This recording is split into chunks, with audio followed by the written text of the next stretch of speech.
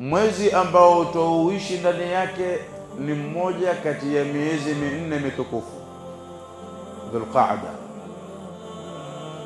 Dhulqa'da mbali na kwamba ni mmoja katika miezi minne mitukufu, kadhalika ni mmoja katika ashhurul hajj, katika miezi ya hija.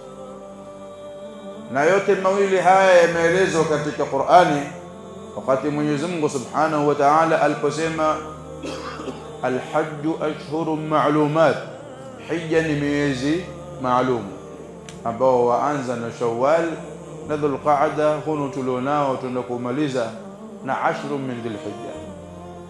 Hii ikiwa utauzungumza kwa upande wa kwamba ni mmoja katika miezi ya haji.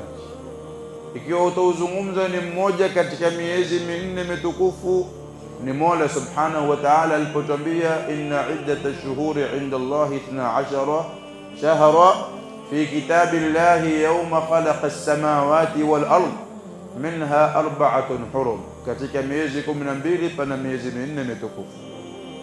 Mwezi wa Dhulqa'da ni mwezi wa 11 katika kalenda ya Kiislamu unaoitwa Dhulqa'da, tunauita kwa Kiswahili mfungo pili, ambao kwa hisabu ni mwezi wa 11 kwenda kumaliza na kukamilisha kalenda ya Kiislamu kwa kutoka mwezi huu kuingia mwezi wa 12 ambao ni Dhulhijja.